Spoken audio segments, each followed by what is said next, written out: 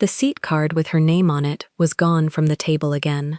Amara Bennett Kang smoothed her emerald green dress and sat anyway. 33 years old, a former emergency room trauma physician, trained to stay calm while everything around her bleeds.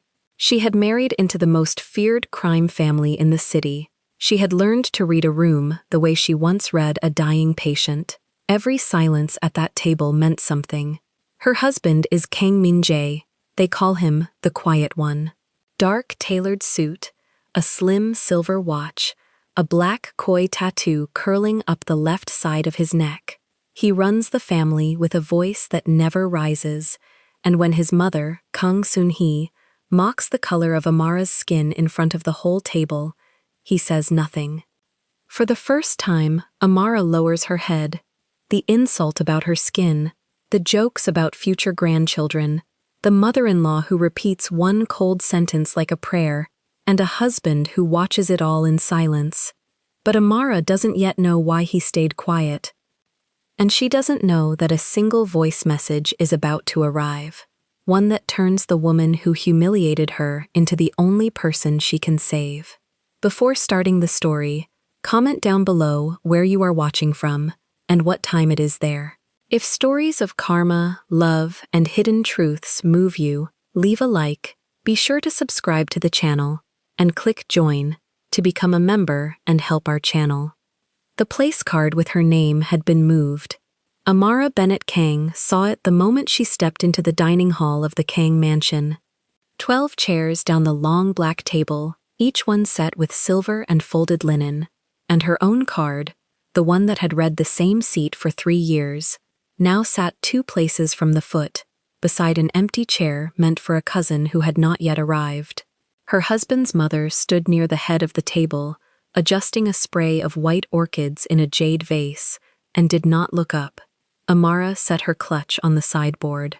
She counted the seats again. She was right the first time. Sun-hee, she said, warm, even. I think one of the cards got shuffled. Kang Sun-hee turned a single orchid stem a 1/4 inch to the left. Did it? Her voice was smooth as the lacquer on the table. The staff arranges them. I never interfere. The staff had arranged Amara at her husband's right hand for every dinner since the wedding. Amara knew that. Sun-hee knew that she knew. Neither said it. Min-jae was not in the room yet. That was the whole of it, really. The mother struck when the son was elsewhere, and struck softly, so that by the time he entered, there would be nothing left to see but a table set and a wife already seated wherever she had been placed. Amara picked up her card. She held it a moment between 2 fingers, the gold rings on her hand catching the low light. Then she walked to the foot of the table and set the card down in the seat 2 places from the end. She pulled out the chair herself. She sat. She would not make him choose. The rest of the family came in 3s and 4s. Byung-chul first, the uncle, heavy-set, gold watch riding loose on a thick wrist, already smelling of the whiskey he'd started before arriving. He clapped a hand on the shoulder of a nephew and let his eyes pass over Amara the way a man looks at a coat rack, registering, dismissing. He took the seat across from her, closer to the head than she was, and unfolded his napkin with a snap. Cold out there, he announced to no one. You people don't feel it, I suppose. Amara reached for the water glass and drank. The you people sat in the air and dissolved, because she gave it nowhere to land. Ji-hoon arrived last of the seated ones, thin and sharp behind his glasses, the small pale scar through his right eyebrow lifting when he smiled. He smiled a great deal. He pulled out the chair beside Sun-hee without being told, and the old woman's hand came to rest on his sleeve for a moment. Light, approving. A pinstripe suit tonight, a burgundy square folded to a point in his breast pocket. He caught Amara looking and inclined his head, gracious. You look well, he said. That color suits you. She wore emerald green, a fitted dress with a neckline that flattered, gold hoops at her ears. Thank you, Ji-hoon. It's brave, he added, still smiling, wearing something so bright to a family dinner. Most people fade into the room. He said it gently. as if it were a gift. Amara let 2 seconds pass. "I've never been good at fading," she said, and lifted her glass a half-inch toward him and drank again. The scar over his eyebrow twitched. Sunhee's mouth curved without warmth. Footsteps in the corridor. The particular even fall of them, unhurried, waited. A man who had never in his life needed to rush toward anything. Amara felt her spine straighten before she'd decided to move it. Kang Min-jae came through the wide doors in charcoal, a crisp shirt open at the collar. The thin, dark line of a tie loosened after a long day. The koi curled up the left side of his neck, black ink above the collar, and the lamplight found the silver of his watch. His eyes went first to the head of the table, to the empty chair at his right hand where his wife should have been. Then they found her, 2 seats down, beside the empty place set for a cousin. Something moved behind his face and was gone. He did not ask who had moved the card. He crossed the room, and instead of taking his own seat at the head, he pulled out the chair beside Amara, the cousin's chair, and lowered himself into it without a word. The table went quiet in a way that had weight. Sunhee's hand tightened on the stem of her glass. "That seat is Do-yun's," she said. "Do-yun can sit at the head," Min-jae answered. He shook out his napkin. "I like the view from here." Amara did not look at him. She looked at her plate, at the pale rim of it, and under the table her husband's knee came to rest against hers, steady and stayed. She breathed once, slow. He had not fixed anything. The card was still in the wrong seat. His mother had still won the arrangement. But he had come down to sit in the loser's chair beside her, and that was its own answer, and it was the only answer he could give, without making the night a war. Do-yun arrived, confused, and was waved to the head of the table by his aunt with a brittle smile. The staff began to pour. Sunhee lifted her glass. "To family," she said. "Blood and the loyalty of blood." They drank. Amara drank too. Blood and the loyalty of blood. She'd heard the toast a dozen times, and every time it was aimed like a thrown stone that fell just short, close enough to feel the wind of it. The first course came. White porcelain bowls, a clear broth, thin ribbons of something pale coiled at the bottom. Amara lifted her spoon. Across the table, Byung-chul was already talking, loud, a story about a business rival he'd ruined, his gold watch flashing every time his hand cut the air. No one interrupted him. He did not require interruption. He required an audience, and the family had long ago agreed to be one. "And I told him," Byung-chul was saying, "you don't marry into a house like ours and expect to keep your name. You take ours, you become ours, or you're just a guest who overstayed." He laughed, pleased with himself, and looked. Deliberately, Amara understood, down the table at her. "Isn't that right, Sunhee?" "Some guests," Sunhee said, setting down her spoon, "understand that at once. Others need to be reminded." The reminder was for Amara. Everyone at the table knew it was for Amara. Min-jae's spoon stopped over his bowl. Amara felt the old heat rise in her chest, the one that wanted to stand up, wanted to name the game out loud, wanted to say, "I have a name and it is hyphenated with your son's, and I did not overstay. I was invited, and you signed the invitation." She felt all of it. She let none of it reach her face. She had learned, over 3 years, that the only weapon that never failed against Sunhee was serenity. Rage the old woman could use. Tears the old woman could use. But calm was a door with no handle, and it drove her son's mother quietly out of her mind. "I've always thought," Amara said, unhurried, "that a house is only as strong as the people it makes welcome." She lifted her spoon and tasted the broth. "This is wonderful. Is it the ginger?" "A beet." Sunhee's eyes flattened. "It's an old recipe," the old woman said. "You wouldn't know it." "Then I'm glad to learn it," Amara said. Under the table, Min-jae's hand found her knee and pressed once. Not a warning, not restraint. "Thanks." She kept her eyes on her bowl. The second course arrived, and the talk turned, as it always did, to marriages. Whose son was courting whose daughter? Which family had connected to which? Byung-chul had opinions about all of it, and Ji-hoon fed him questions like a man laying kindling, and Sun-hee presided, and somewhere in the third exchange the old woman said the name. Han So-yeon is engaged, I heard. Sun-hee dabbed her lips. To the Choi boy, a pity. The table understood. Amara understood a half-second slower, and then all the way, Han So-yeon. She had heard the name before, always in this same posture, always laid down like a card, face up on the table between mother and son. The woman Min-jae was meant to have married. The daughter of an allied family, Korean, correct, a marriage that would have joined two houses cleanly, the way blood was supposed to join blood. She'd have made a fine wife, Sun-hee went on, to the table, to the orchids, to the air just above Amara's head. Raised right, knew the customs, knew her place in a house without having to be shown it. A small sip of wine. The children would have been beautiful, proper. You always know exactly what you're getting, with the right match. Amara set down her spoon without a sound. She looked at the orchids in the jade vase, white, waxen, arranged to the millimeter. She looked at them, because if she looked at her husband's mother, she was not certain what her face would do, and her face was the one thing she still controlled in this room. Min-jae's chair scraped a centimeter as he shifted. So-yeon married a man who beats his staff, he said, flat. I'd have divorced her inside a year. You'd have managed her, Sun-hee said. I don't want to manage a wife. His voice never rose. That was the thing about him.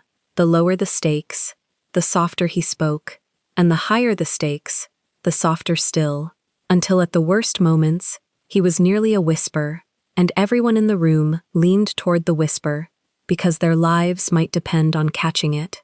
I married one I don't have to. Yes, Sun-hee said, and turned her wine glass by the stem. You made that choice. She let the choice hang there, the way she let everything hang, so that a stranger listening would have heard only a mother agreeing with her son. But Amara heard the whole sentence. You made that choice, and I am still here, at this table, in this house, reminding you every week what the other choice would have been. She heard it, and she folded her hands in her lap, and she did not give the old woman a single crack to work a nail into. The empty chair beside Sun-hee, Ji-hoon's chair, the cousin leaned in now, warm, helpful, terrible. I think it's remarkable, Ji-hoon said, how well Amara has adapted. Truly. It can't be easy, coming from a different world, learning all of this. He gestured softly at the table, the silver, the customs, the 2,000 years of it. Most wouldn't have lasted a season. Most wouldn't, Sun-hee agreed. But here she is, Ji-hoon finished, and raised his glass to her, smiling, and drank. A compliment, sheathed to the hilt. And because it was shaped like a compliment, Amara could not answer it without seeming to take offense at kindness, which was the trap, which was always the trap in this house, where every knife came wrapped as a gift, and to refuse the gift was to prove yourself the ungrateful stranger they had always suspected. She smiled at him. I had good reason to last, she said, and let her eyes go, just for a moment, to her husband beside her. Min-jae was watching his cousin. Something in the set of his jaw had gone very still. Amara knew that stillness. She had seen it once turned on a man across a restaurant who had grabbed her wrist, and the man had left the city inside a week. She pressed her knee against her husband's under the table. Enough. Not here. Not over soup and a cousin's smile. He let out a slow breath through his nose and reached for his glass instead. A servant leaned in to refill Amara's glass and paused, uncertain, because Sun-hee had lifted one finger a half-inch off the tablecloth. The wine did not come. The servant withdrew. It was nothing, a glass left half full, and it was everything. A small closed door, A message passed in a language the whole table read fluently, and no one would ever be caught speaking aloud. Amara looked at her half-empty glass. She did not reach for the bottle herself. She would not chase what had been denied her at this table. That was a thing she had promised herself early, in the first year, when she had still believed the denials were accidents. Min-jae had seen it. Of course he had seen it.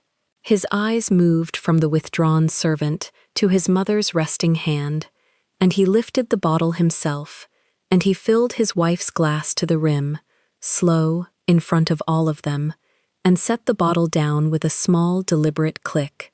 "Drink," he said to Amara, quiet, only for her. She drank. The table watched a man pour for his wife, and understood exactly what it was watching, and no one said a word, and the silence had teeth in it. "You spoil her," Byung-chul said at last, jovial, dangerous. "A wife should pour for the husband. That's the order of things, in a proper house." "This is my house," Min-jae said. He did not look up from his plate. "The order of things is whatever I say it is at this table." Byung-chul's laugh came a beat too late. He covered it with more wine. Sun-hee said nothing at all, which was worse than anything she might have said, and her cold, appraising eyes moved once over her son, and then settled back on Amara, and in them was a patience so deep and so certain that Amara felt it colder than any insult. The old woman was not angry. Angry would have been a relief. The old woman was simply waiting, the way water waits at the base of a stone. The courses kept coming. The talk moved on, over her and around her, the family's river of words that had run in the same bed for generations, and would not change its course for one woman in a green dress. Amara ate. She answered when spoken to, which was seldom. She complimented the food twice more and meant it once. She watched Sun-hee watch her, watched the old woman search her face after each barb for the flinch that would prove the strike had landed, and each time find nothing but a calm, attentive, beautiful stranger who would not break. It cost her. It cost her more than her face would ever show. Every swallowed word sat somewhere below her ribs and did not dissolve the way she pretended, and by the end of the meal there was a weight in her she would carry up the stairs and into the dark and lie down beside. But she would carry it herself. She would not set it on the table between mother and son and make her husband lift it, because she had seen, 3 years ago, what it would cost him. She had seen his face the one time he'd truly chosen her, out loud, in front of all of them, and she had seen what it had done to the old woman, and she had understood in that instant that a son who chooses his wife over his mother pays for it every day for the rest of the mother's life. She would not make him pay it again for a place card, not for a toast, not for a woman named Han So-yeon. So she smiled, and she was serene, and she was, to every eye in that room but one, untouchable. The dessert plates were being cleared when Sun-hee set down her napkin and folded her thin hands and looked, at last, directly at Amara, not past her, at her, and the whole table felt the temperature change and went quiet, the way the family always went quiet when the old woman decided to stop wrapping the knife. "Tomorrow," Sun-hee said, "there will be lunch. The whole family, the Choi are coming, and the Hans." A pause, precise. "I want everyone to see us as we are." Amara held her gaze and did not look away. "Of course," she said. "I'll be there." "Yes," said Sun-hee, and the faint curve returned to her mouth, and it was not a smile at all. "I know you will." Under the table, Min-jae's hand closed over his wife's, and held it, hard. Amara chose the dress at 7 that morning, and she chose it slowly. The emerald had done its work at dinner, so she set it aside. She took the deep coral instead, the one that woke up her skin, the one Sun-hee had once called a lot of color for a family lunch. She fastened the gold hoops, she slid the rings on, 1, 2, 3, and turned her hand under the lamp until the light moved on them. Then she looked at herself, The way you look at a door you are about to walk through. Min Jae watched her from the edge of the bed. He had not put on his jacket yet. His shirt was open at the collar, and the koi showed against his neck, and he was rolling the silver watch around his wrist without buckling it. "You don't have to go," he said. "I know. Say the word, I'll cancel it." She met his eyes in the mirror. And give her a story to tell for a year? No. He came and stood behind her. He did not touch her hair, because he knew what an hour of work went into it. He set both hands on her shoulders instead, light, and she felt the weight of them settle. "Whatever she does today," he said, "don't carry it home." "I never do," she said, which they both knew was a lie, and she let it stand, because it was kind. The lunch was set in the garden room, the long glass wing off the west of the house, where the light came in flat and generous, and the table ran under a row of paper lanterns that nobody had lit because it was noon. 22 places. Amara counted them from the doorway before she stepped in. An old habit, the way some people check the exits. The Choi had come. The Hans had come. Han So-yeon sat near the head in pale blue, her ring catching the light, her fiancé beside her with a jaw that worked even when he was not eating. Her place card was where it should be this time. That was the first thing Amara noticed, and the second thing was that it was too easy, and the third thing was Sun Hee's face when their eyes met across the room, patient and pleased, a woman who had already decided how the afternoon would end. Byung-chul had started early. His glass was down to the ice by the time Amara sat, and his tie today was gold, a wide, loud gold that fought with the watch and lost. "There she is," he said to the table, lifting the glass an inch. "The one who married up." A few of the Chois laughed the way people laugh when they are not sure it's a joke. Ji-hoon poured for himself, unhurried, the signet ring clicking against the crystal. "Uncle, let her sit." "I'm being warm," Byung-chul said. "I'm always warm." Amara unfolded her napkin. "You're always something," she said, and set it on her lap, and the Choi woman across from her hid a smile behind 2 fingers. Min Jae took the chair beside his wife, not across, beside. Sun Hee saw it and let it pass, because she was saving herself, and a woman who is saving herself does not spend on the small things. The food came in courses. Cold dishes first, the banchan in their little white bowls, then the soup, then the grilled short rib that filled the room with smoke and salt. Talk moved the way it moves at these tables, over the top of everything, weddings and shipments, and a cousin's son who had gotten into a school in Seoul. Amara said the right amount. She asked the Han matriarch about her garden, and got 10 minutes of peonies for it, and for 10 minutes she thought maybe today the knife would stay in its sheath. It came with the fruit. The plates of sliced pear went down, pale and wet, and Sun Hee lifted a piece on the small silver fork and did not eat it. She turned it in the light, then she set it down and folded her hands and looked at Amara the way a teacher looks at a room before the lesson. "Seo-yeon," she said, not to Amara at all, "you'll have beautiful children."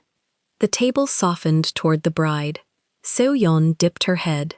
"Small ones," Sun Hee went on. "Fair, like their mother. You look at a child like that, and you know exactly whose it is. There's a—" she searched, and everyone waited because she wanted them to wait. "A cleanness to it. The line stays clear." The word sat in the room. Cleanness may room. Amara set her fork down without a sound. "My son could have had that." Sun Hee's voice never rose. That was the cruelty of it. She spoke as if she were remarking on the weather over a country she had left. Grandchildren I could see myself in. Instead, and now she turned. Now she gave Amara her eyes, full and cold and unhurried. "Instead, I will have to guess. Dark little things, confused little things. Half of one world, half of another, belonging to neither. People will look at them and wonder what happened to this family." Somebody's chair creaked. Nobody spoke. You understand, son, he said, gentle now, almost tender, which was worse. It isn't about you. You seem like a capable woman. It's about what carries forward. Blood remembers. Blood is loyal to itself. And yours. She let her gaze move down Amara's face, her cheek, her throat, the way you appraise a fabric you have decided against. Yours will always be the thing my grandchildren have to explain. The room had gone to glass. Amara felt every set of eyes find her and then flinch away. The Chuas, the Hans, the aunts, Seoyeon staring at her own hands. Byung-chul had the smirk on, but even he had gone quiet, waiting to see the fall. And Amara lowered her head. It was small. If you had blinked, you would have missed it. Her chin came down an inch, and her lashes came down with it, and she looked at the white cloth and the wet pear, and her own 2 hands with the gold on them, and for the length of one breath she did not lift her face. 3 years she had kept her eyes level under everything this woman could throw. 3 years. And here, over a plate of fruit, in front of 40 strangers, her neck bent. Her hand found the edge of the table, held it, the rings pressed cold into her fingers. Nobody at that table understood how much it cost, except one man, and he was sitting 6 inches from her. She waited for him. She did not turn her head, because turning her head would have asked, and she would not ask. But every nerve she had went sideways, into the space where her husband sat, and she waited for the low voice that had filled her glass to the brim last night, the voice that had said, "This is my house. The order is what I say." She waited for one word, any word, his hand, his breath. A chair pushed back, the sound of him choosing her the way he had chosen her once before, out loud, at a cost. Min-jae did not move. He sat with his back straight, and his eyes on the far wall, and his jaw set like a thing carved, and he let the silence run. 1 second, 2, long enough for it to become its own answer, long enough for the whole table to feel the shape of what was missing. His hand rested on the cloth, open, close enough that she could have covered it, and it stayed where it was, and it said nothing. The pear sweated on its plate. Down the table, the Han matriarch found a great deal to study in her own napkin. So-yeon's fiancé chewed and stared at nothing. One of the Choi aunts reached for the water pitcher and thought better of it and put her hand back in her lap. A boy of 9, some cousin's son, looked up and down the row of grown faces, trying to understand the game and finding no rules in it. Ji-hoon watched Amara over the rim of his glass, unblinking, the way a man watches a fire to see which way it will turn. He was the only one at the table who looked as if he already knew. And that, not the word cleanness, not the dark little things, not Sun-hee's tender, ruined smile. That was the thing that went into Amara like a blade. She had built 3 years on one memory. He had stood up for her once, in front of everyone, and paid. She had told herself the standing up was who he was, and the silence since was only love being careful. Now the silence had a witness.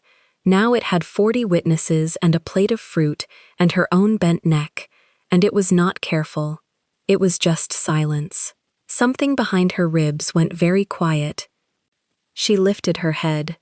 She did it slowly, because slow was the only dignity left on the table, and she would take all of it. She raised her chin until it was level, past level, until she was looking straight down the room at the woman who had made her bow. Her eyes were dry.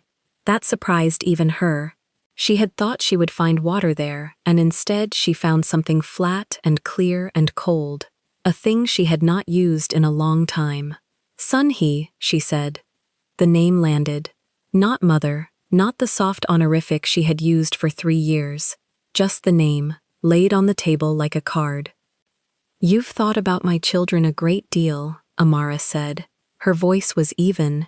It carried, more than I have, I think. You've given them faces. You've decided what strangers will wonder about them before they're born. She turned one ring on her finger, slow, That's a lot of love to spend on people you haven't met. Sunhee's hands, folded, went still. They'll be dark, Amara said. You're right about that. They'll have my color and your son's eyes, and they'll walk into a room and belong to it, because I will teach them that a room is theirs the moment they decide it is. That's the one thing you never learned. You think belonging is given. She let the smallest breath out. It's taken. You forget yourself, Sunhee said. And for the first time the voice had an edge in it, a thin, bright wire. No, Amara said.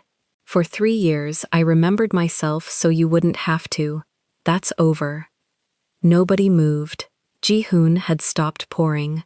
Byung-chul's smirk had slid halfway off his face and forgotten where it was going. I came to your table, Amara said. I wore the color you hate.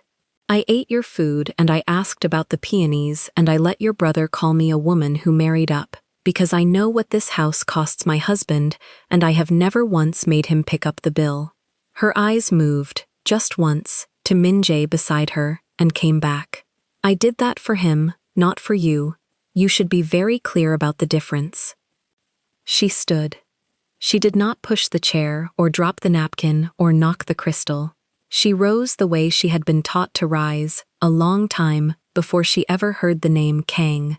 Spine first, the coral falling clean, the gold at her ears swinging once and going still. She looked down the length of that table, at the Chua who would carry this home, at the Hans, at Seoyeon with her fair small future, at the woman at the head who had not, in 3 years, seen her flinch until today, and who would remember today for the rest of her life as the day it cost her something too.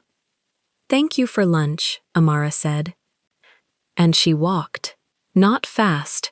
Every step counted and even, past the aunts, past the lanterns nobody had lit, toward the long glass doors at the end of the room, and the whole table turned to watch her go, and not one of them found a single thing to say into the space she left.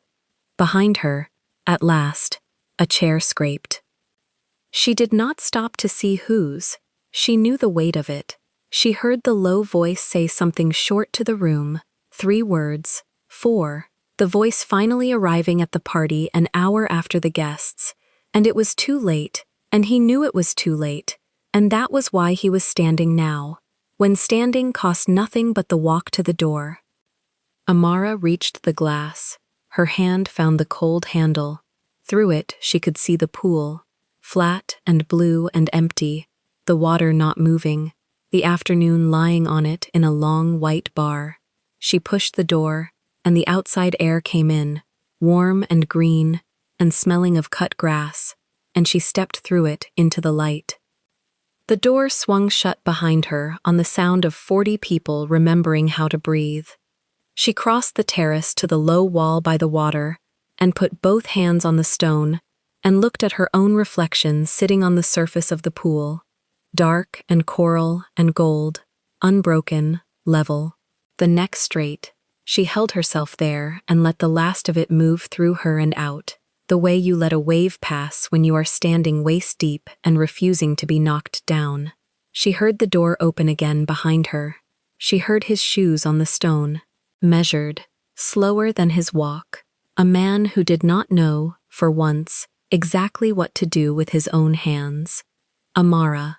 She kept her eyes on the water. Look at me, Min-jae said, and it was not a command. It had none of last night's iron in it. It came out cracked at the edge, and she had never heard that in 3 years, and it was the crack that made her turn. He stood a body's length away, with his jacket still off, and the koi dark on his neck, and his face, doing something she had no name for, because she had never seen it there before. His hands hung open at his sides. Behind the glass, through the long window, the table sat frozen and watching, Sunhee upright at the head, her fork abandoned on the sweating pair, her cold eyes fixed on the two of them out on the terrace, as if she were reading the last line of a book she had written herself. You said nothing, Amara said. I know. 40 people. My neck bent at your mother's table. and you sat there. I know, he said again, and the word came out of him like something pulled. 3 years ago, you stood up in front of your whole family and chose me out loud. I built everything on that hour. Her voice stayed level, and that was the hardest thing she had ever made it do. Today I found out I don't know what that hour meant. So say it, whatever it is. He flinched. She saw it move through him, a small thing in the shoulders, a man who did not flinch. She waited. She had waited an hour already. She could wait for this. Min-jae looked at the pool, at the empty blue of it, and then he looked back at his wife, and when he spoke, his voice dropped so low, the glass could not have carried it. So low, it was only for her. I need to tell you why, he said, and you're going to want to hit me for it. He said it plainly, and then he waited, the way a man waits at a door he isn't sure is locked. Amara kept her hands on the stone. The water below them held the terrace lights without breaking them, flat and blue and empty. She had learned, over 3 years, that when Min-jae wanted to hide something, he went louder, warmer, more charming. He was doing the opposite now. His voice had dropped so far she had to lean to catch it. Then tell me, she said. 2 years ago, my mother's cardiologist called me before he called her. He turned the silver watch a quarter turn on his wrist and stopped. Not her heart, a shadow near it. He wanted more tests. She refused them. You never said. She made me swear. Amara turned to face him. The koi at his collar caught the light, and she made herself keep her eyes on his instead. You've kept worse from me. I have. He didn't flinch this time. But that's not the part you'll hate. A servant crossed the garden room behind the glass, gathering plates. Neither of them looked. Min-jae watched a point just past her shoulder, and when he spoke again, the words came out measured, one placed after the next, like stones set for crossing water. My father built everything on a lie. My mother has carried it alone for 30 years. She thinks it's the only thing that makes her worth keeping. He paused. When she looks at you, she doesn't see you. She sees the one person in this house who never needed the lie, and that terrifies her more than dying. That's an excuse for cruelty. It's a reason, it's not an excuse. His jaw worked once. I stayed quiet at that table because I was going to give her one last chance to choose you on her own. Not because I forced her, because she wanted to. Amara felt the stone under her palms go from cool to cold. You gambled my face on her mercy. Yes, in front of the Hans, in front of a child. Yes. He said it without softening it, and that, more than anything, kept her standing there. And she failed, so the test is over. For a moment, neither of them moved. Down in the empty pool, a leaf turned on the surface, caught in a current that came from nowhere. What does that mean? The test is over, Amara said. He didn't answer with words. He looked past her, through the glass, into the garden room where his mother still sat at the head of the table with her fork abandoned across a slice of pear. Then he stepped around Amara, toward the doors. Stay here, he said. You don't need to hear this. Which was exactly how she knew she did. He went in. Amara moved along the terrace to the seam of the glass wall, to the panel that stood open a hand's width for the evening air, and she stopped in the shadow of the frame where the lantern light didn't reach. She was not proud of it. She did it anyway. Inside, the long table had emptied by half. The chua had drifted toward the front hall. Byung-chul had a fresh glass and no one to pour it for. Ji-hoon stood near the sideboard with his phone in his hand, thumb still, watching the room the way a man watches a fire he built. Han So-yeon lingered by the peonies, pretending interest in them, her fiancé at her elbow.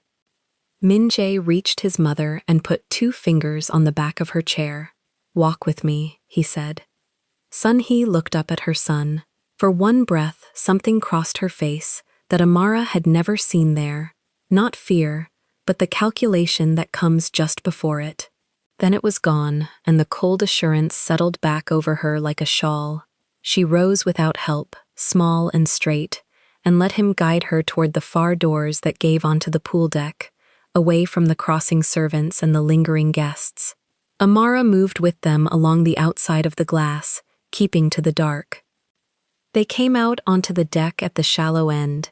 The pool lay between them and her now, a long sheet of blue, and the two figures on the far side stood close enough that their voices carried clean across the water to where she pressed against the cold frame. "You embarrassed yourself," Sunhee said first. She got there before he could. "Sitting there while your wife made a speech. A Kang does not sit. You're going to listen to me. I am your mother. You're going to listen anyway." The old woman's chin lifted. Amara had watched that chin defeat men twice her size across boardroom tables and dinner tables both. It did not move Min-jae. He stood with his hands loose at his sides, and when he spoke, his voice went down into the register he used with men who were about to lose something. "You touched her skin today," he said. "In front of the Hans. You called my children dark little things. I said what everyone at that table thinks. You said what you think. The rest of them are afraid of you. Let that sit. I am not." Sunhee's mouth thinned. "You would speak to me like this over a woman." "Over my wife." A pause. "There's a difference, and you've spent 3 years pretending you can't hear it." The water carried a small sound to Amara, the old woman's breath, drawn sharp. Then Sunhee did what she always did when a wall wouldn't move. She went around it. "I am not well, Min-jae." Her voice changed key, thinned, reached. "You know I am not well, and when I am gone, you will have no one. This family is all that will stand between you and the men who want what your father built. That woman cannot stand there. She does not know our enemies. She does not know our debts. She will not survive a single winter without me, and neither will you. Then teach her." "I will not." "Then die knowing you chose it." Amara's hand came up to her own mouth. She had heard Min-jae threaten. She had heard him negotiate. She had never once heard him speak to his mother without the padding of deference under every word, and the padding was simply gone now, cut away, and beneath it was something flat and final. "I have carried this house since I was 19, he went on. "Your secret, his debts, the names you couldn't say out loud. I did it because you told me a Kang protects blood, so hear me protect it." He took one step closer to her, and his voice dropped again, and Amara had to strain to hold every word. "If you speak about her skin again, one word, at one table, to one aunt in one hallway, I will take her out of this country, and you will not find us. You will run your winters alone. You will meet your enemies alone, and when the shadow near your heart finally moves, the last face you see will not be mine." The pool lay flat and blue between them and said nothing. Sunhee did not answer for a long moment. Her hands, folded at her waist, had gone white at the knuckles over the jade ring. When she spoke, her voice had lost its reach and found its edge again, but the edge was smaller now, a knife held in a hand that had started to doubt the blade. "You would leave your mother, for her. I would leave everything, for her." He said it the way another man might say the sky was dark. "I chose that 3 years ago, in front of this same family, out loud. You've spent every day since trying to make me pay for it in installments. Tonight, the account closes. And if I refuse?" "There's nothing to refuse. I'm not asking." Amara realized she had stopped breathing. She made herself do it again, quietly, into her cupped hand, and found her cheeks wet. She had not felt them go. She stood in the dark seam of the glass with the cold coming off the empty pool and understood, all at once and too late, what his silence at the table had actually cost him. Not his pride, which she had accused him of protecting, but the last thread he had to the only family he'd ever answered to. He had let her head bow because he was giving his mother a final door to walk through on her own, and when Sun-hee slammed it, he had walked over here to burn the house down for a woman who, an hour ago, had promised herself he would never make her pay for choosing her again. He was choosing her again, right now, in a language his mother could not misread, standing over the water where no guest could hear. Sun-hee's shoulders lowered a fraction. It was not surrender. Amara had watched enough of this woman to know surrender when it wore her face, and this was not it. It was retreat, the retreat of someone rearranging a board mid-game, deciding which pieces to sacrifice. Whatever she felt, she buried it under the old habit of composure, and when she lifted her head, the cold assurance was back, though thinner now, worn at the edges. "You are more his son than you know," she said. It did not sound like a compliment. "I know exactly whose son I am." Min-jae's hand moved to his mother's elbow, not to strike, to steady, the gesture of a man returning a fragile thing to its shelf. "The car will take you home when you're ready. Amara and I are leaving tonight." Sun-hee let herself be turned toward the doors. Then, at the last, she stopped, and her eyes went, not to her son, but straight across the pool, into the dark, to the exact place where Amara stood pressed against the glass. She had known, perhaps the whole time. For a heartbeat, the two women looked at each other across the blue water, the daughter-in-law with wet cheeks, and the mother-in-law with dry ones, and neither of them moved. Then Sun-hee turned and walked back into the light of the garden room, upright, small, her chignon catching the lantern glow, and did not look back a second time. Amara stepped away from the seam. She wiped her face with the flat of her hand, once, and the gold rings came away wet. She was still standing there when Min-jae came around the pool to find her, and he stopped a body's length off, reading her the way he read a room before he entered it. "I told you you'd want to hit me," he said. "I'm not going to hit you." No. His eyes moved over her face, over the wet she hadn't managed to hide. "You heard. All of it." He didn't apologize. That was not in him, and she would not have believed it if it had been. Instead, he closed the distance and lifted his hand and pressed his thumb, once, under her eye, wiping what she had missed. "I would have told you every word of it in the car," he said. "You didn't need to stand in the cold for it." "I did." Her voice came out steadier than she felt. "I've spent 3 years believing your quiet meant you weren't sure. I built a whole marriage on one afternoon 3 years ago because I thought it was the only time you'd ever say it out loud." She drew a breath that shook on the way in. "I was wrong. You've been saying it the whole time, just never where I could hear." Something in his face moved. Not much. A loosening at the jaw, the smallest thing. "I don't perform it. I know that now." Behind them, through the glass, the last of the guests were finding their coats. Han So-yeon glanced once toward the pool deck, found the two of them standing close in the dark, and looked quickly away. Ji-hoon had not moved from the sideboard. His phone was to his ear now, his back half turned, his mouth close to the speaker, and neither Amara nor Min-jae marked the way his eyes tracked them across the water, or the low words he gave to whoever was listening on the other end. "We're leaving," Min-jae said. "Tonight, like I told her. I don't want you sleeping under this roof." And her? Amara looked past him, toward the bright room, where Sun-hee had already sat back down at the head of the empty table, alone, her spine a straight line, one hand flat on the cloth beside the abandoned pair. "You'd really do it. Take me out of the country. Leave her to it. I'd have the plane in the air by morning." She believed him. That was the thing that frightened her, standing there. Not the threat itself, but how completely she believed he'd keep it. And what it meant, that a man who protected blood above everything had just put her above the blood, out loud, to the one person whose approval had ruled his whole life. She had asked him once, early, what he'd give up for her, and he had answered with a joke, because the truth was too large to hand over at a dinner. Now she'd heard the truth said to his mother's face over an empty pool, and it was larger than the joke had ever hinted. "Then don't," she said. He went still.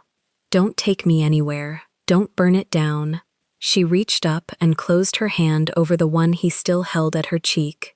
"I didn't marry you to be the reason you lose the only family you have.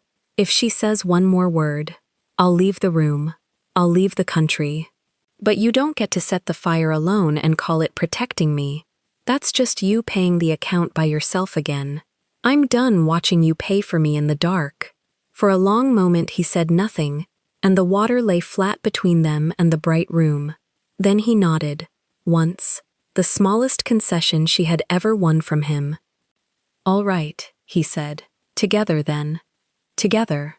He took her hand off his cheek and held it, and they stood at the edge of the empty pool, while the lanterns behind the glass went out one row at a time as the staff closed the garden room for the night.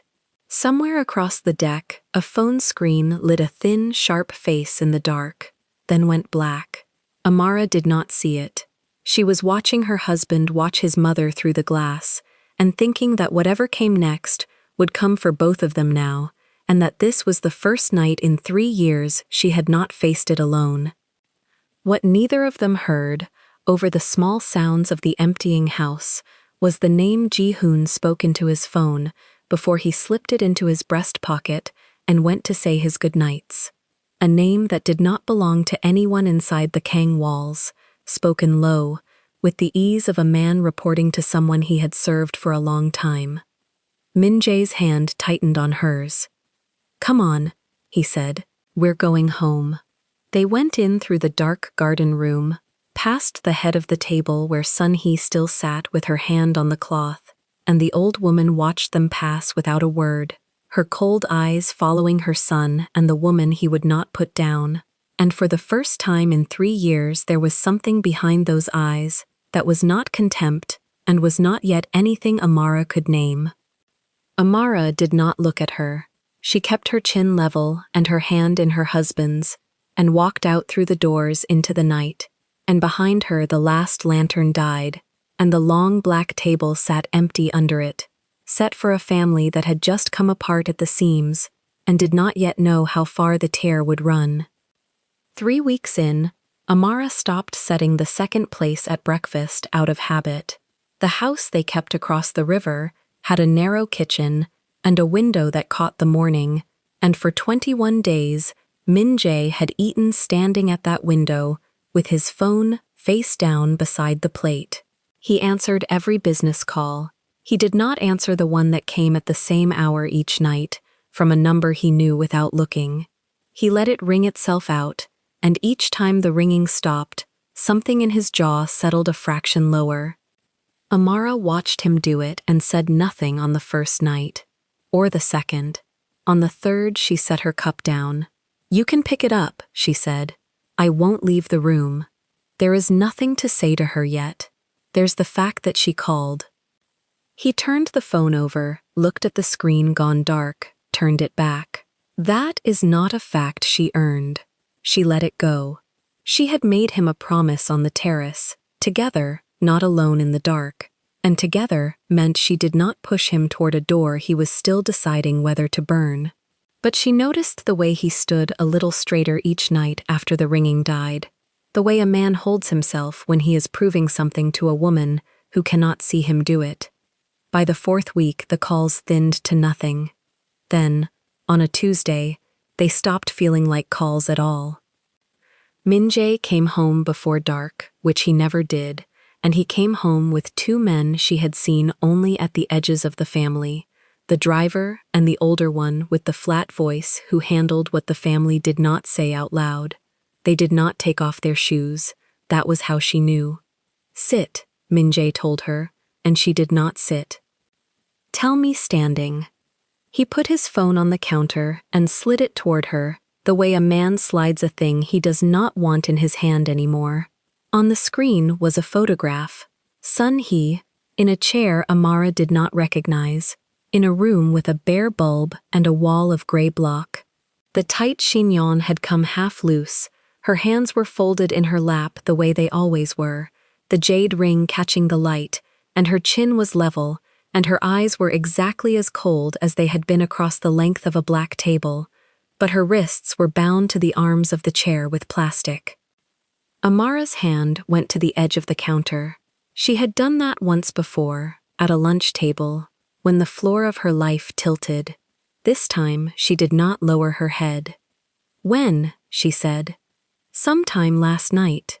They took her from the car between the house and the temple. His voice had gone to the place it went when the stakes were highest, so low she had to lean toward it. "The driver was paid to be sick. He is not sick anymore." "Who?" "Du Sang-cheol." He said the name, and the older man by the door shifted his weight, and Amara understood that the name meant something to everyone in the room but her. "They call him Ash. He ran the harbor routes my father took from him 30 years ago. He has wanted them back for 30 years. Now he wants more than the routes. He wants the documents." She said it before she had decided to. The word had been sitting in her since the pool, since Min-jae had told her his father built everything on a lie that Sun-hee carried alone. The lie your father buried. He wants the paper that proves it. Min-jae's eyes came up to her, and for a breath he looked at her the way he had looked at her 3 years ago, before any of them knew what it would cost, like she was the one person in the room whose mind he did not have to slow down for. "He wants the papers," he said, "and territory. The East warehouses, the 2 clubs, the paper company that moves the money. He put a number on my mother's life, and the number is everything my father stole to keep her." The older man spoke for the first time. "We pay it. We are finished by spring. We do not pay it. She is." He stopped, because Min-jae had turned his head, and the turn was enough. Amara looked at the photograph again. She made herself look at it the way she had learned to look at everything in that family, not at what it wanted her to feel, but at what it was trying to hide. And there was something in it that did not fit. "Send me the message that came with this," she said. Min-jae frowned. "It is a ransom. You do not need to read. Send me the message." He held her eyes a moment, then he did.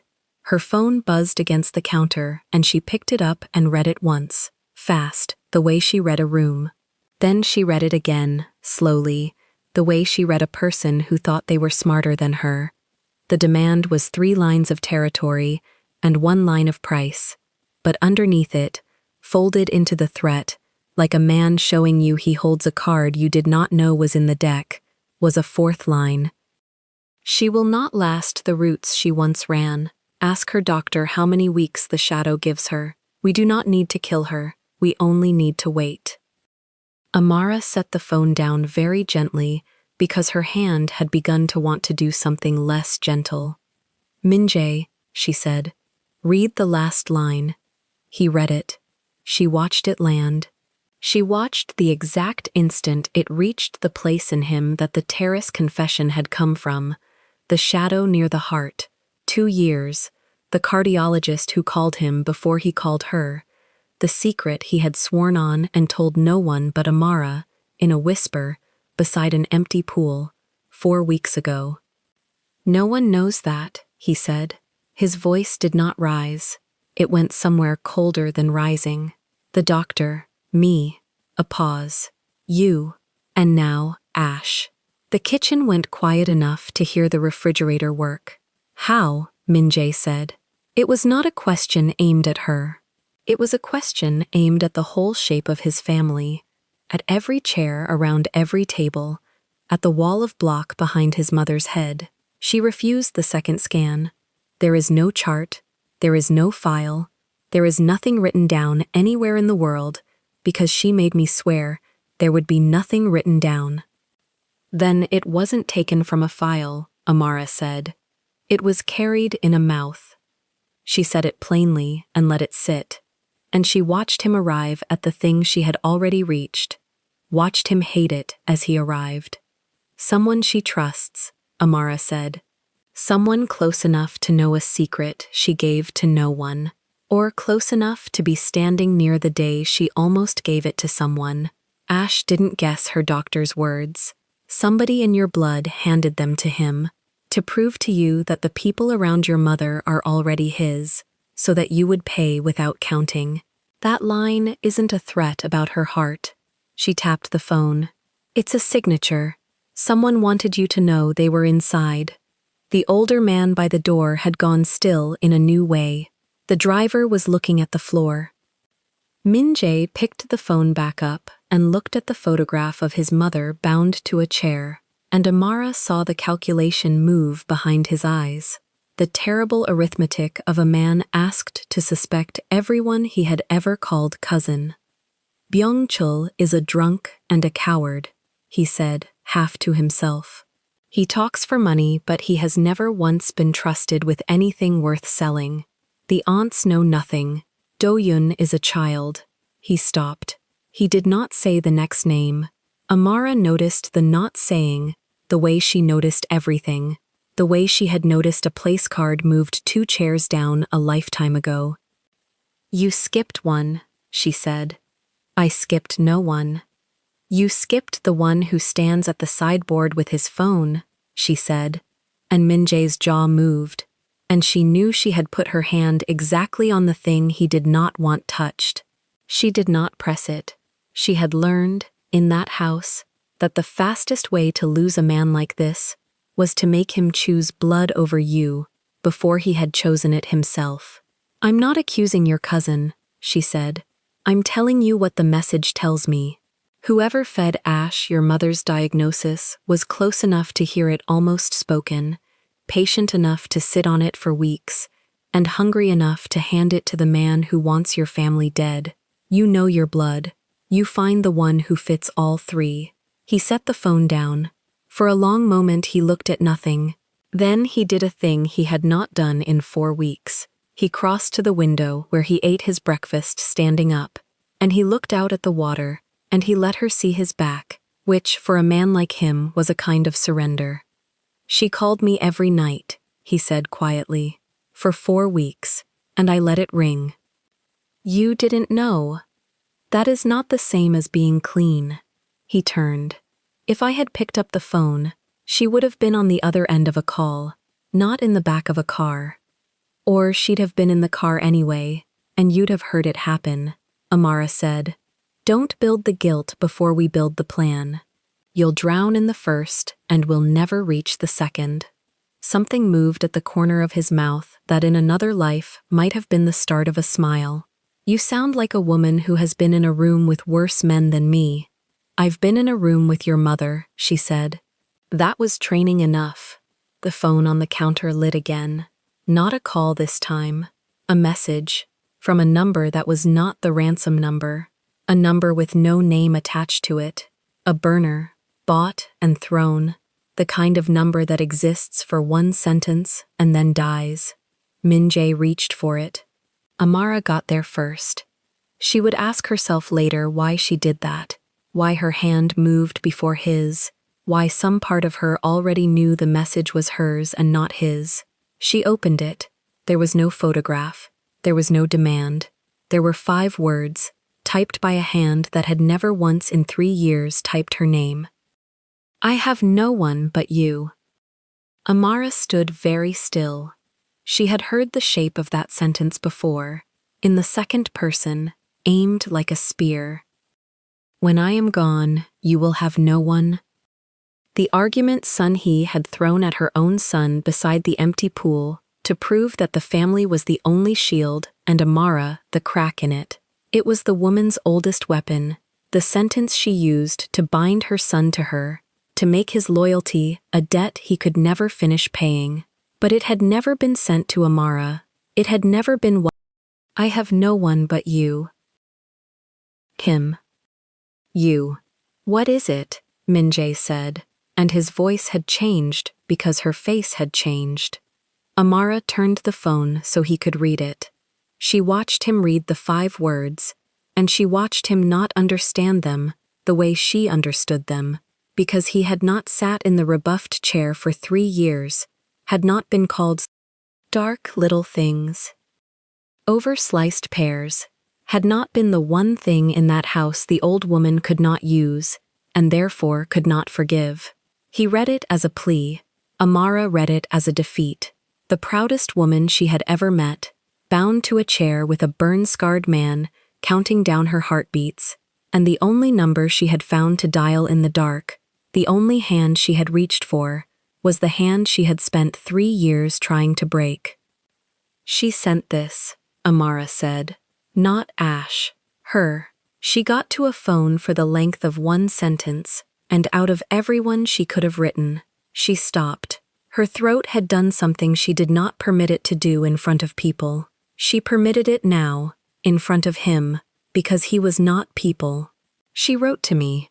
Min-jae took the phone from her hand and looked at the 5 words for a long time. She has never asked me for help in her life, he said. Not once. Not when my father died. Not when the roots burned. He looked up. And the first time she asks anyone for anything, she asks the woman she tried to send out of the country. Because she knows, Amara said. And now she understood it fully. The whole cold architecture of it. The way you understand a person only when they have finally run out of armor. She knows you'll come because she's your mother. That's not faith, that's biology. But she also knows you'd have every reason not to, after the pool, after what you promised me. So she didn't write to the son who owes her. She wrote to the daughter who doesn't, because she needs to be sure, and the only person in that family whose yes would mean something, the only one who could choose to let her die and be within her rights to, is me. The older man by the door cleared his throat, because outside the window the light was going, because there was a photograph of a bound woman on a counter, and a countdown running in it, because grief and understanding were luxuries, and the men in that room did not deal in luxuries. We should answer the ransom, he said. Buy time. Pay a first piece to show good faith, while we— No, Amara said, and she surprised the room, and she surprised herself with how steady it came. You pay a first piece, and Ash learns exactly what your good faith is worth, which is everything, which means he'll take everything. You don't negotiate with a man who told you he only has to wait. She looked at Min-jae. He put a clock in the message on purpose. Her heart is his knife. Every day you spend counting money is a day he spends counting her pulse. Then what? Min-jae said. Not a challenge. A man genuinely asking the only mind in the room he trusted to be faster than his own grief. Amara looked down at the phone, at 5 words from a woman who had never in her life admitted she needed anything. We find her before the clock does, she said. And we find the mouth that carried her secret to Ash, because until we do, everything we plan gets carried right back to him. She set the phone down beside the photograph, the 2 images side by side, the bound woman, the 5 typed words. Whoever fed him her diagnosis is going to keep feeding him. Which means the traitor is a door we haven't closed, and a door we haven't closed is a way in. Min-jae looked at her, and there was something in his face she had not seen in 4 weeks of watching him let a phone ring. Not the cold control, not the buried guilt. Something closer to the thing that had made a man stand up at a dinner table 3 years ago and choose her out loud, in front of everyone, at a cost he was still paying. You do not have to be in this, he said, low, so the men by the door would not hear it. She spent 3 years trying to make you no one. You could hand me this phone and walk into the other room, and no one alive would blame you, least of all me. Amara picked the phone back up. She held it so the screen faced her, 5 words glowing. I have no one but you. And she thought about a place card moved 2 chairs down, and a glass of wine that never came, and a chin she had lowered exactly once, over sliced pears, in front of a 9-year-old. She's right about one thing, Amara said. She has no one but me. Every person in that family she trained to love her has a reason to want the number Ash is offering. The blood she bet on is the blood that sold her. She looked up. The only person in that house who owes her nothing is the only person who'll come for her for free.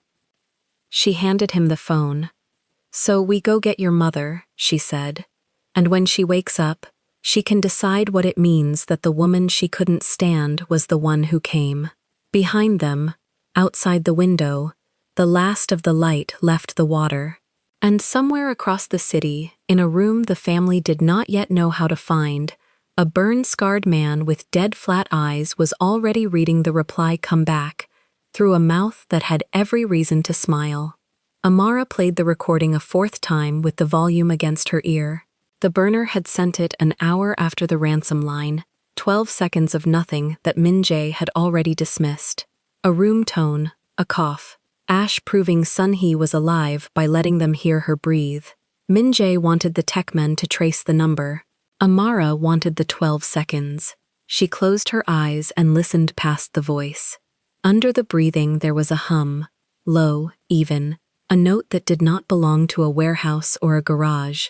It rose, held, dipped, rose again, a machine cycling. And beneath the hum, at the 9th second, a soft mechanical chime, 3 tones descending, the sound of an alarm no one had silenced in years, because no one was left to answer it. She sat up. "Play it on the good speaker," she said. Min-jae looked at her from the window. "It's 12 seconds of him wasting our time. Then we have 12 seconds to waste. Play it." The older man set the phone on the steel bowl on the counter, and the bowl turned it into a room. The hum filled the kitchen. Amara stood over it with her arms crossed, head tilted, the way she stood over a patient's chart before she trusted the numbers on it.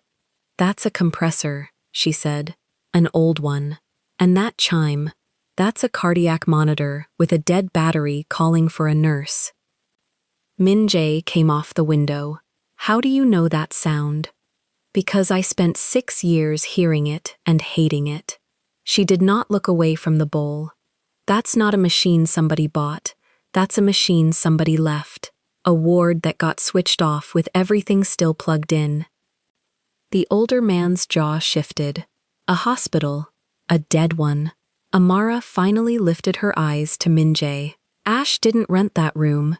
He walked into it because it was already his to walk into. Somewhere your family owns a building with a heart monitor still bolted to the wall. For a moment, the kitchen held only the compressor's hum, looping, patient.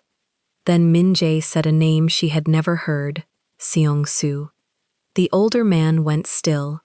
"My father put money into a charity clinic in Seong-soo, 20 years ago, for the docks.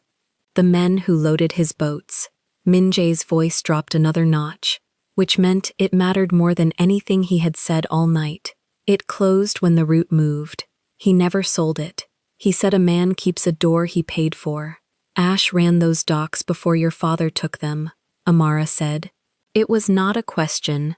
He'd know the building. Min-jae was already moving. He'd know it was empty. He'd know it was mine. He reached for his coat. "Min-jae." He stopped with one arm in the sleeve. "You're going to go in fast," she said. "You're going to go in loud." And she is 62, with a shadow next to her heart, tied to a chair, and the first thing loud does to a heart like that is stop it. His hand closed on the coat, "So I leave her there." "I didn't say that." Amara took her own coat off the hook. "I said I'm coming." "No. You don't get to say no to me tonight." She said it without heat, which was worse. "You said no to her for 4 weeks, and it brought us here. I'm not asking to hold a gun. I'm asking to be the person in that room who knows what her body is doing while you do what you do. You break the door. I keep her alive long enough for you to be glad you broke it." Min-jae looked at her the way a man looks at a decision that has already been made without him. The koi held still on his neck as he swallowed. "If it goes wrong," he said, "you don't wait for me. You go back through the door you came in. I know how doors work. Promise me." "No," she said, gently, and picked up the car keys before he could. "I don't make promises I already know I'll break." The drive across the river took 19 minutes. Nobody filled them. In the back seat, Amara emptied her bag into her lap and took inventory of what a woman carries that a body might need. Nothing, and she knew it, and she made a fist around it anyway. The older man, in front, checked a pistol she chose not to watch him check.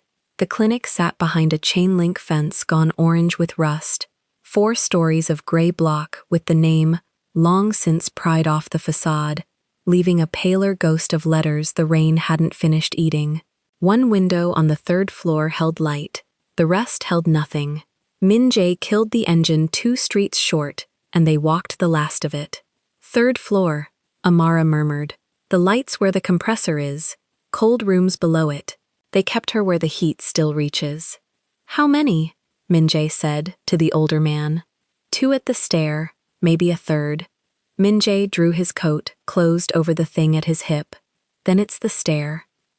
What happened at the stair happened in under a minute, and Amara made herself watch none of it and hear all of it. The scuff, the short wet sounds, the absence where 2 men had been standing. When Min-jae's hand found her wrist in the dark and pulled, she went. The 3rd floor corridor smelled of dust and old antiseptic, a smell that lived in her spine. Doors stood open on empty wards, bed frames stripped to the metal. At the end, a slice of light under a door, and the hum, close now, and under the hum, a sound that put 10 years on her in one step. Not the chime, the silence after it. The chime had stopped. Amara was past Min-jae before she decided to be. He caught her at the door, one arm across her like a bar, his eyes asking. She put her mouth to his ear. The alarm quit, she breathed. That's not good.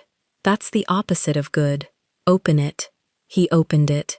The room had 1 lamp, 1 cot, 1 chair, and Sun-hee on the floor beside the chair, with the plastic tie still binding one wrist to the armrest she had dragged down with her. Her face was the color of the wall. Her chignon had come fully loose and lay across the concrete like something spilled. Her lips carried the faint blue Amara had prayed the whole drive she would not see. The heart monitor on the wall showed a flat green line, and no longer bothered to complain about it. A man in an ash-gray overcoat stood at the window with his back to the door, phone to his ear, unhurried, a man who had already decided he had all night. Burn scar catching the lamp along his jaw. He turned at the draft. Du Sung-cheol looked at Min-jae. He looked at the woman ducking under Min-jae's arm and dropping to her knees on the concrete without so much as a glance at him. You brought a guest, Ash said, in a voice like a drawer of gravel. To a family matter. Min-jae answered him, and Amara did not hear a word of it because she had 2 fingers on Sun-hee's throat, and the throat gave her nothing. Time did the thing it does. It opened. Here was the arithmetic, and Amara did it in the half-second she had. This was the woman who had moved her place card down a table, who had called her children dark little things in front of a child, who had tried to put her on a plane out of the country and had looked at her through the water and known she was there and turned her back. No one in the world would fault Amara Bennett Kang for feeling for a pulse, finding none, and sitting back on her heels to let a Kang matter settle itself the way Kang matters did. She tore the front of the pale gown open instead. She's arrested, Amara said, loud now, loud on purpose, her voice cutting the room in half. Min-jae, I need her flat, and I need him not near me, now. She laced her hands over the old woman's sternum and put her weight through them, and Sun-hee's chest gave under her with the awful softness of 62 years, and Amara counted out loud, because counting out loud is the only prayer that has ever worked.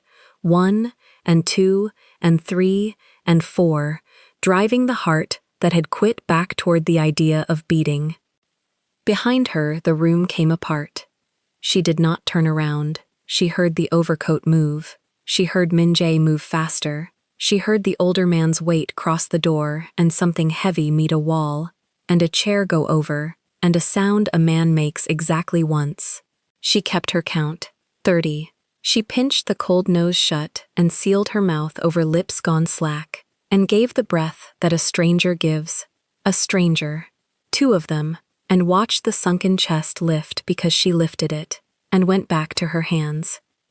"Come on," she said, between compressions. "Not to God, to the woman. You said you have no one. You lied. You have me on your chest at midnight. Come on." 1, and 2, and 3. A boot skidded past her knee. She flattened herself over Sun-hee to shield the ribs she was breaking to save, and kept pressing through the shudder of the floor. "Amara," Min-jae's voice, wrecked, close. "Tell me what to do. Find me a defib or find me a hospital," she said, without breaking rhythm. "There's nothing alive in this building, so it's a hospital. Carry her the second I get her back, and not 1 second before, or the moving finishes her. And him? I don't care about him. 1 and 2. I care about her ribs. Move the chair." The chair moved. Everything moved except Amara, who had narrowed the world to a metronome and a sternum, and the animal refusal to let a thing die in front of her, because dying in front of her was the one insult she had never learned to swallow. 30. 2 breaths. The chest fell. She set her hands. And under her palms, on the downstroke, something kicked back. She froze the count for 1 beat, 2 fingers flying to the throat, and there, thin, fast, wrong, but there, a pulse climbed into her fingertips like a swimmer breaking the surface. "I've got a rhythm." Her voice cracked on it. "It's garbage, but it's a rhythm, now. Carry her now. Flat, keep her flat, her head level with her chest, and you drive like the road owes you money." Min-jae bent and gathered his mother off the concrete as if she weighed nothing, and maybe by then she did.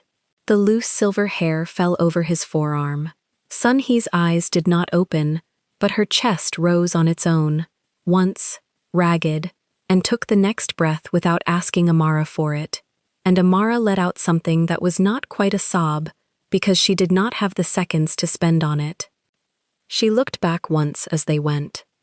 Ash was on the floor by the window, folded around himself, alive and finished, watching the family he had priced walk his hostage out the door he thought he owned.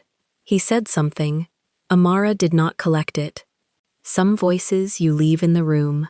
The older man stayed. Amara understood, in a distant clinical way, what staying meant, and she put it in the same place she put everything she would sort through later, when there was a later. The stairwell, the fence, the car. Amara in the back, with Sun-hee's head in her lap, and 2 fingers married to the pulse at her throat, calling out the number of it every 30 seconds so Min-jae, driving, would have something to hold that was not the wheel. 41 to the trauma doors. The old woman's hand, the one that had worn the jade her whole life, lay open and empty on the seat, and once, going over the bridge, the fingers closed on a fold of Amara's coral dress and held it, not waking, just holding, the way a body reaches for the thing keeping it warm. Amara let her hold it. She looked out at the black river going by underneath them and did not name what was in her own chest, because there was no room in it yet for anything but the count. 39 to the doors. They took Sun-hee through them on a gurney, with people in scrubs already moving before the wheels stopped, and the doors swallowed her, and Min-jae stood in the ambulance bay, in a coat with someone else's blood on the cuff and, for the first time since Amara had known him, did not seem to know where his hands went. She took one of them. She did not say it would be all right. She had watched too many rhythms like that one to promise a stranger's daughter anything.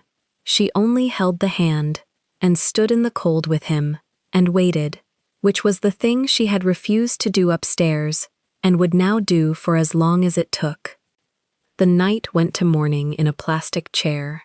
They let Amara in a little after 5, because a nurse had watched her recite the arrest downtime and the compression ratio without a single wrong word, and had quietly decided this exhausted woman in the ruined dress was one of theirs. The room was dim and full of the sounds Amara had chased across a city, the compressor hum, the monitor's chime, green and steady this time, complaining about nothing, which is the sweetest thing a monitor ever does. Sun-hee lay small under the pale blanket, IV line in the back of the ringless hand, thin hair loose on the pillow, 62 and looking every hour of it and breathing, on her own, in and out, the machines only watching now. Amara meant to sit for a minute, to confirm the number on the screen with her own eyes, and then go find Min-jae and make him eat something. She lowered herself into the chair by the bed. The adrenaline that had run her for 6 hours went out all at once, the way it always does, all at once and without warning, and took the last of her with it. Her head found the edge of the mattress. Her hand, out of a habit older than this family, came to rest 2 fingers against the papery wrist on the blanket, checking, always checking, even in sleep. She was under before she could tell herself not to be. She did not see the gray light come up in the window. She did not see the monitor hold its steady green through the last hour of the night, and she did not see the moment, near 7, when Kang Sun-hee's eyes opened for the first time in 3 days. The old woman surfaced slowly. The ceiling was wrong. The smell was wrong. Her chest hurt in a deep, cracked, specific way she could not place. Her wrist itched under tape.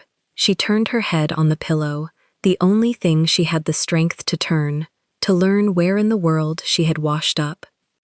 And there, folded into the hard chair at her bedside, still in a dress the color of coral gone to ruin, hair fallen loose, a bruise coming up on one forearm, 2 fingers laid across Sun-hee's own wrist, as if even asleep she refused to stop taking the measure of her, was the woman she had spent 3 years trying to send away.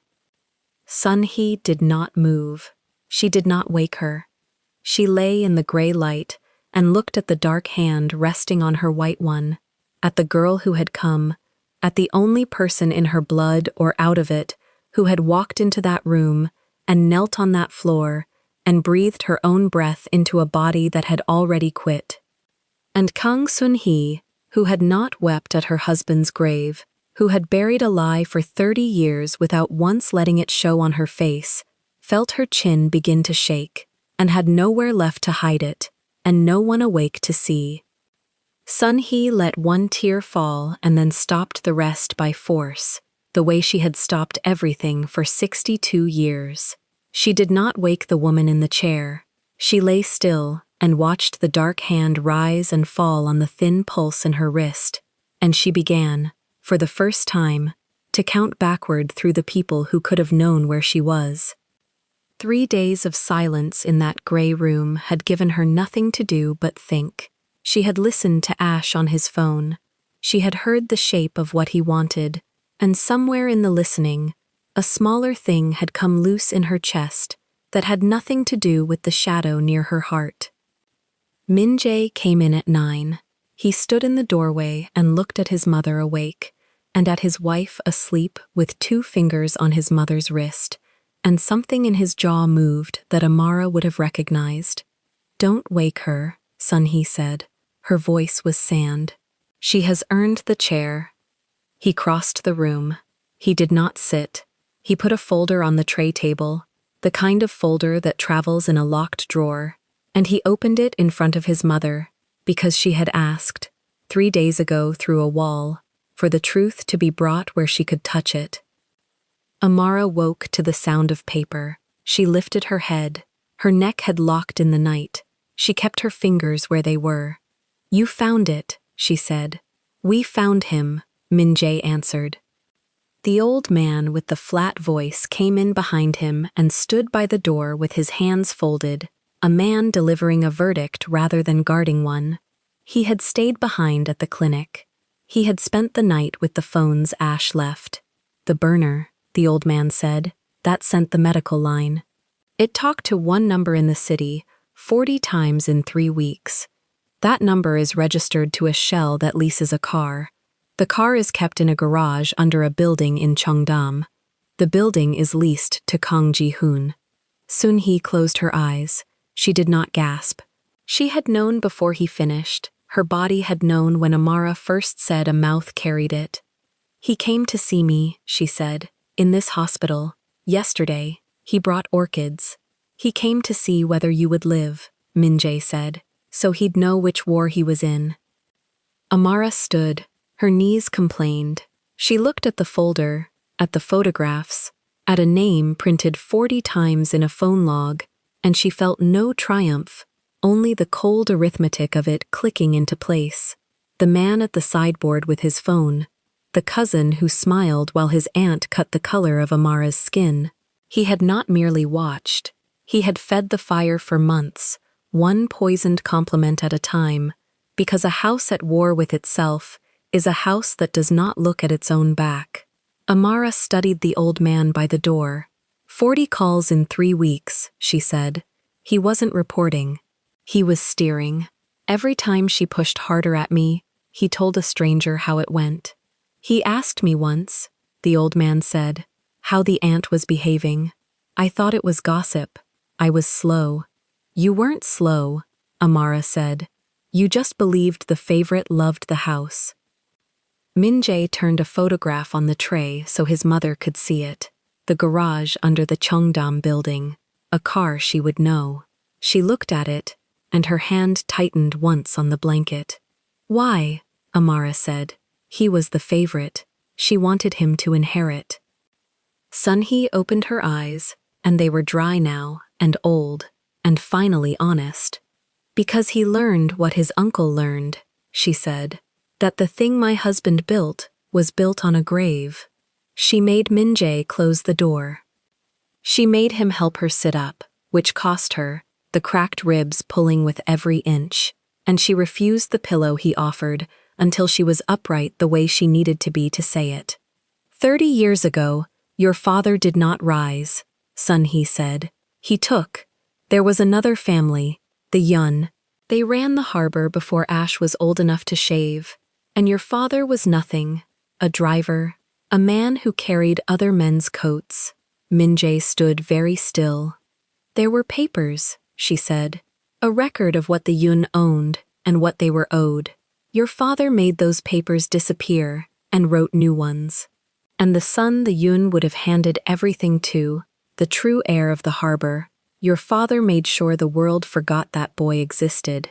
He buried the name, he built on it, and he told one person, once, at the end of a bad night, and then he made me swear to carry it so he would not have to look at it in daylight."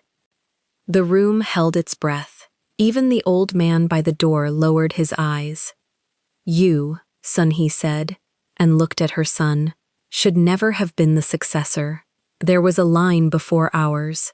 My husband's throne was a stolen chair, and I sat you in it, and I told everyone at every table that blood was the only thing that made us worth keeping, because if it was not true, then I had spent my life guarding a lie for a man who is 30 years dead." Minjae's voice came out at its lowest register, the one that meant the whole world was on the table. "Ji-hoon found the papers. Ji-hoon found the boy," Sunhee said. "The Yun heir is not a story. He is alive. He is 50 years old. He has a burn along his jaw where your grandfather's men held him against a stove when he was 20, to teach the Yun what taking felt like. She let that sit. You brought him to a clinic your father built. You left him on the floor." Amara felt the room tilt. "Ash," she said. "Do sung cheol," Sunhee said. "Ash is what the fire left him with a name for. He did not come for territory. Territory was the letter he wrote, so you would fight the war he wanted.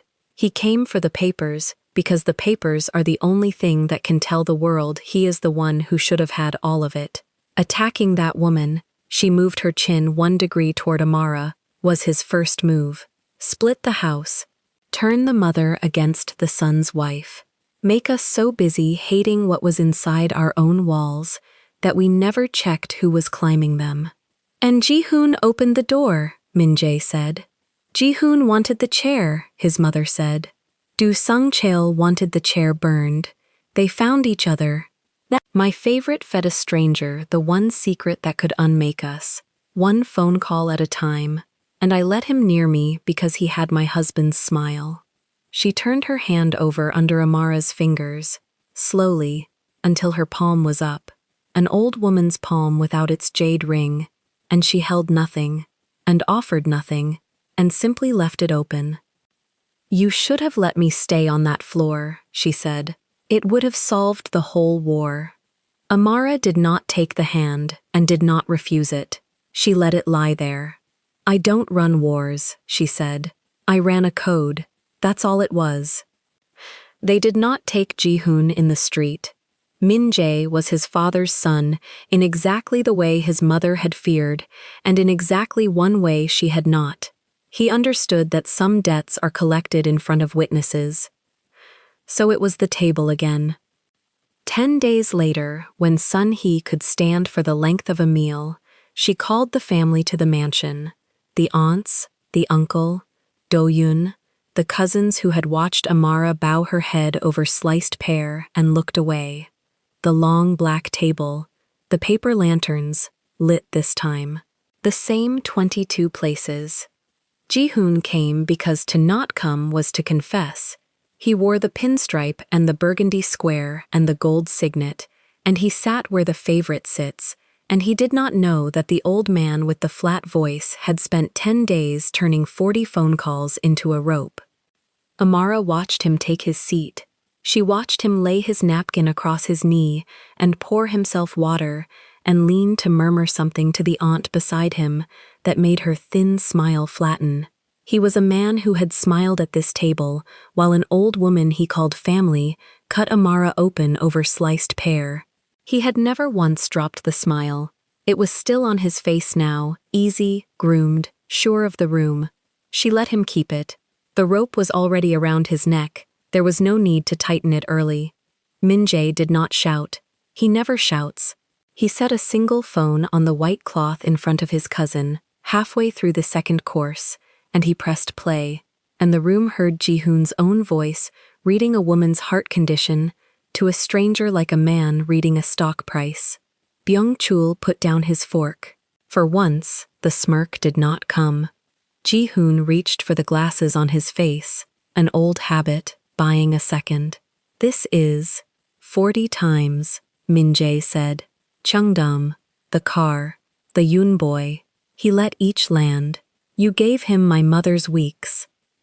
The cousin looked around the table for the ally that favorites always assume is there, and found 22 faces that had decided, sometime in the last 10 days, which way the wind held. He found the aunts studying their plates. He found Do-yoon staring. He found Amara, in the emerald dress tonight, the green she had worn the very first night, gold at her ears, sitting once more near the foot of the table, not because she had been placed there, but because she had chosen the seat, and let everyone see her choose it. "She was going to leave everything to me," Ji-hoon said, and his voice cracked upward, the way Min-jae's never did. "Blood," she said it herself, "blood and the loyalty of blood." "You have neither," Sun-hee said. She rose. It cost her, the ribs, the ivy bruise still yellow on her hand, the weight of 62 years of never once being wrong out loud. She rose at the head of her own table, and she did not look at Ji-hoon again, because he was already finished, and finished men are not worth a hostess's eyes. She walked the length of the table. Every face followed her. She passed the empty jade at her throat. She wore pearls tonight, not jade. The jade was gone into the gray room, and she had not asked for it back. And she walked past the uncle and the aunts and the boy, and she stopped at the foot, where the woman she had tried to send out of the country sat with her hands folded. Amara did not stand. She had stood enough in this house. Sun-hee looked down at her. The whole table waited for the old attack, the reflex, the blade wrapped in courtesy.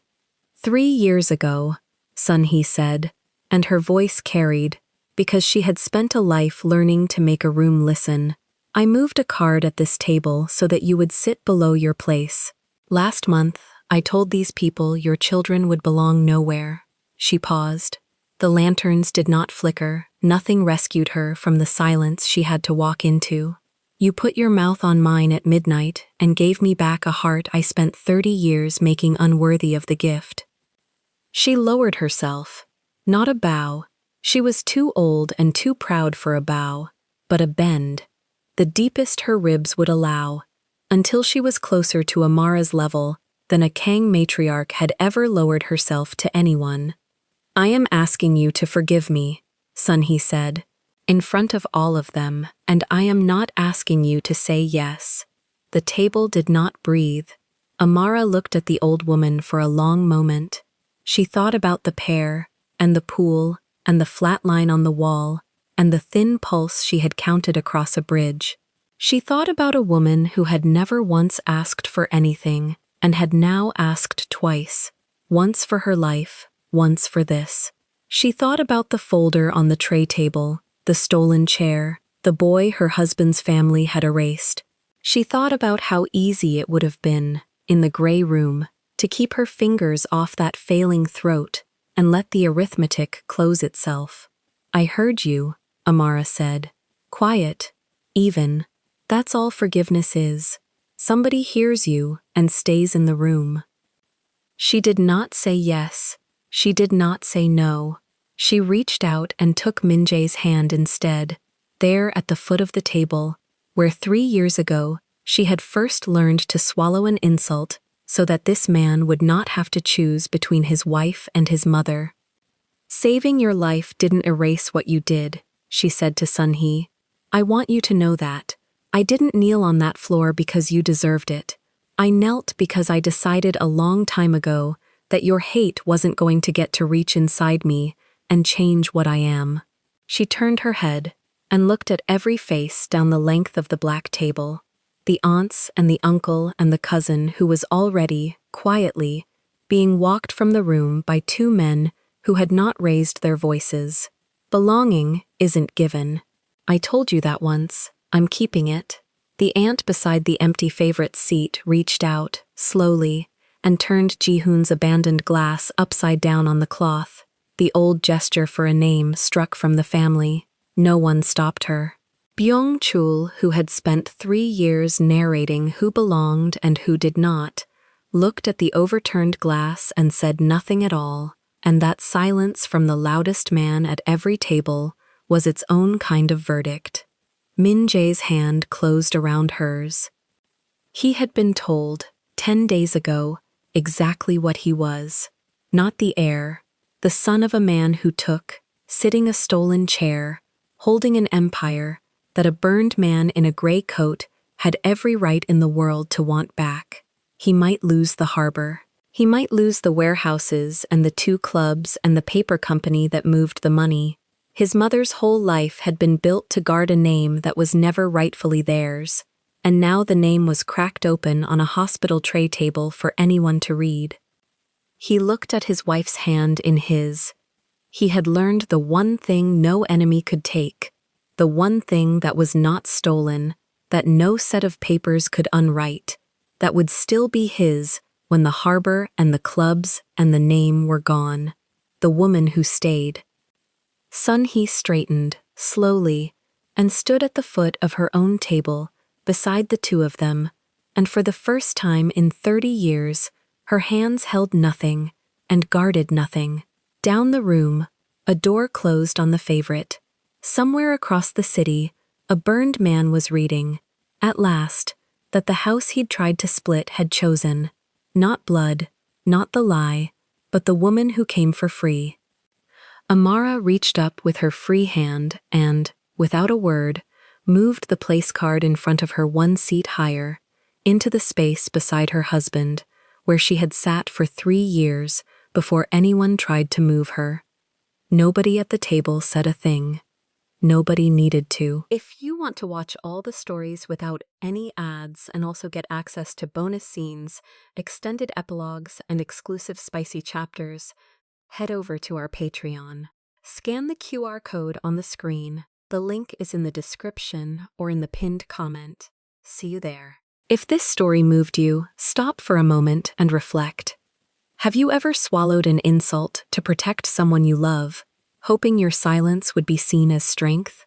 And when the person who despised you finally needed saving, would you have walked into that room, or let the past decide for you?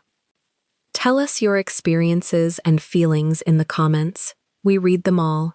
And if you believe in stories about dignity, loyalty, and redemption, leave a like, be sure to subscribe to the channel, and click join to become a part of our community and help the channel